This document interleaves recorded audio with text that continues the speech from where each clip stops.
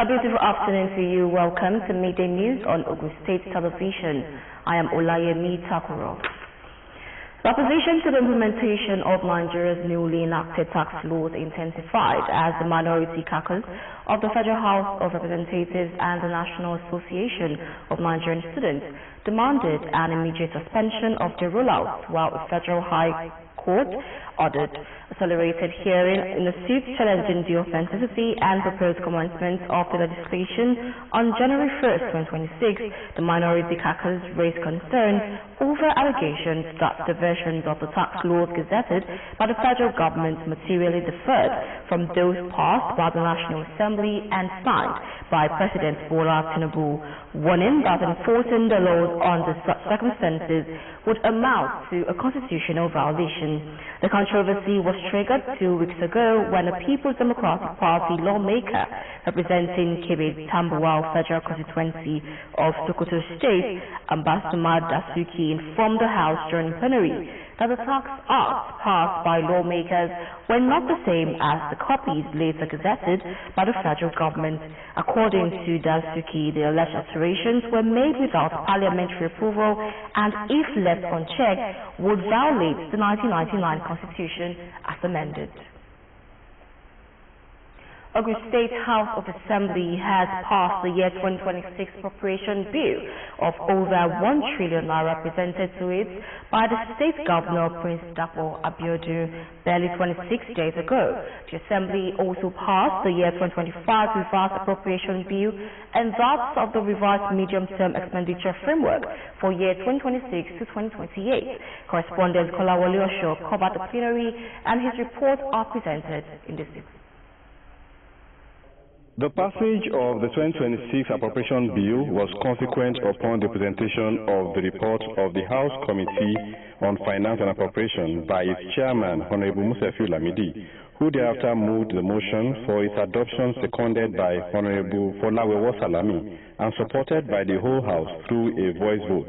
During the plenary presided over by Speaker Oludaisi Elemide, while presenting the House Committee report on the bill, Honorable Lamidi said that the Assembly adjusted the budget proposal of 3 MDAs, part of which led to a slight upward review of the internal generated revenue to the tune of 2.193 billion naira. The same figure was reduced from the capital receipt, retaining the total actual budget expenditure of 1.668 trillion earlier presented to the state lawmakers by the governor. The bill was later read and adopted clause by clause by the committee of the whole House, after which the motion for the third reading was moved by the majority leader Yusuf Sharif, seconded by the minority leader Lukman Adeleye, and supported by all the lawmakers through a unanimous voice vote. The clerk and head of legislative service, Mr. Shakiru Adebaki, thereafter took the third reading of the bill before the state lawmakers, while the Speaker later directed that the clean copy of the bill be transmitted to the State Governor, Prince Dapo Abiodun, for his assent. I hereby declare that the clean copy of the bill number 11-2025 year 2026 appropriation bill be sent to the Governor of Ogun State, His Excellency Prince Dapo Abiodun, CON, for his assent. In a related development, the Assembly had earlier passed the year 2025 Revised Appropriation Bill and that of the Revised Medium-Term Expenditure Framework, MTEF, for year 2026 to 2028.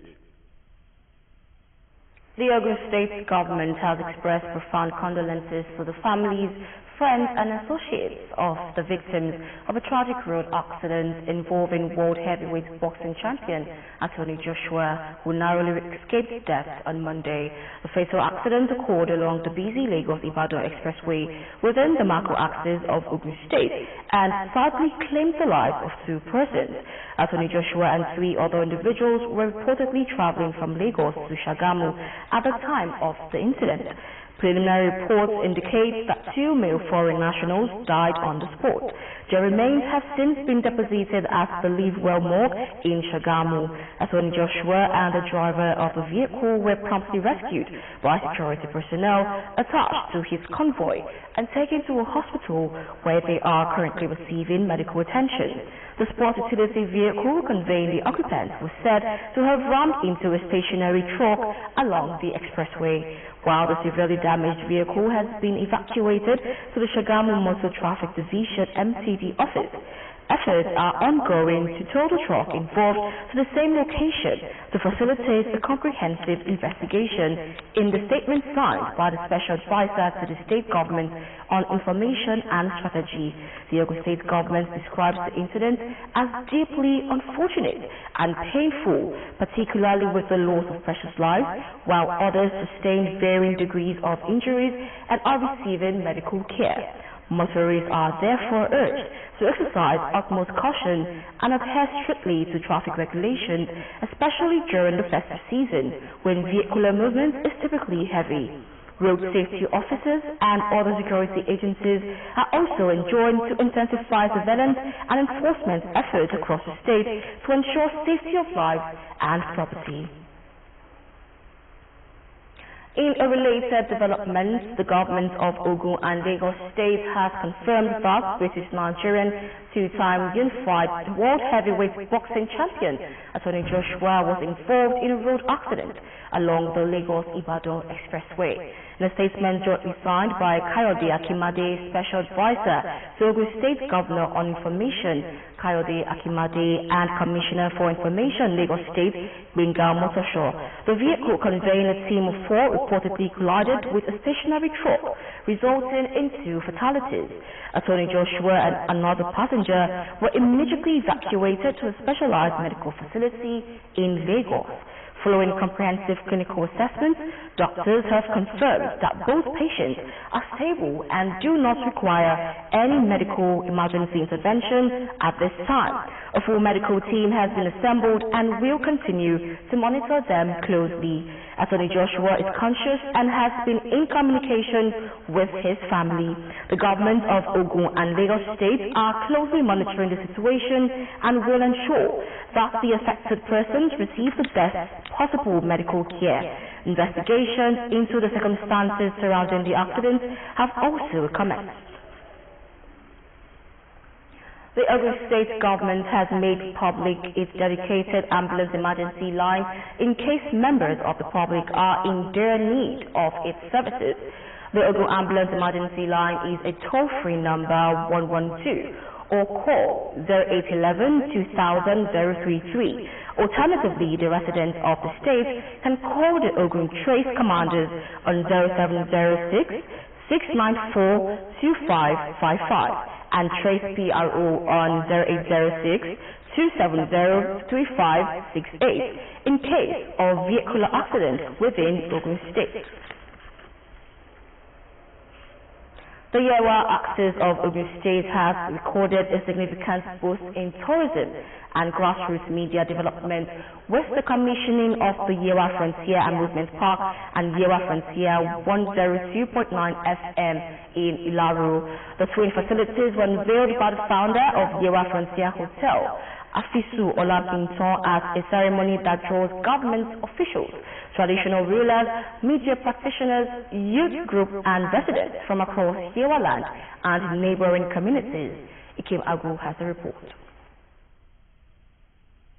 In a bid to promote leisure, entertainment and community engagement, a new amusement park and radio station are commissioned in Ilaro, Yewa South local government area of Ogun State.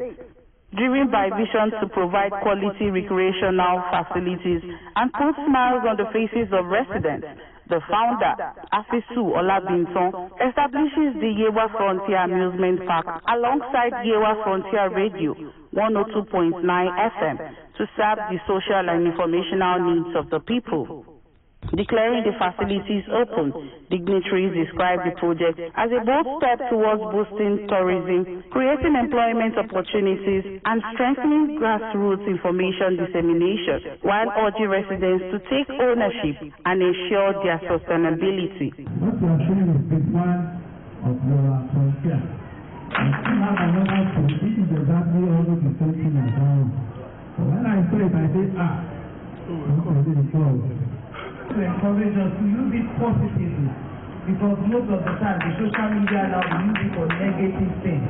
But I want to encourage us in Yewa that we should use it for the betterment of our community. Let people hear our voice. Let them hear our culture. Let them hear what we believe in. We should change the narrative out there, because most of the time they think Yewa is not doing anything, but we are doing a lot as a community.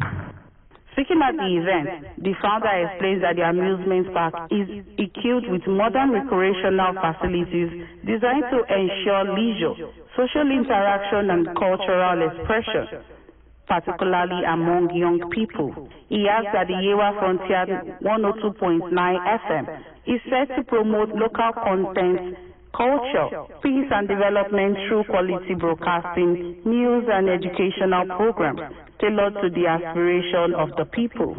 The hinder has been the lack of infrastructure that has kept me from mine. But I'm seeing the improvement today. Aside from what I've done in Nilaro, I've done several projects in Lagos before we did this. And that provides a source of funds. There is no intent for me to take profit. I've never profited from anything I've done in Nigeria. There's never a need for it. So there is that endless opportunity. The commissioning ceremony features goodwill messages, cultural display, and a symbolic ribbon cutting, and a guide tour of both the amusement park and the radio station. In Kem Agu, OGTV News. Moving on now to the international scene, the Saudi-led coalition in Yemen has carried out a limited military operation targeting what it described as foreign military support at Mukalla port, days after warning the separatist Southern Transitional Council group against taking military action in Hadramaut province. Coalition air forces carried out the military operation targeting unloaded weapons and vehicles, the official Saudi press agency reported. Coalition spokesperson Turki al-Maki said 2 ships entered Mukalla port on Saturday and Sunday without coalition authorization, disabled their tracking systems, and unloaded large quantities of weapons and combat vehicles to support the SCC. The Saudi-backed head of Yemen's Presidential Council, Rashad al-Alim, said after the airstrike that all forces of the United Arab Emirates must leave Yemen within 24 hours. And just before we leave, let's remind you, in the words of Maria Robinson, that nobody can go back and start a new beginning, but anyone can start today and make a new ending. Many thanks for watching Midday News. Bye for now.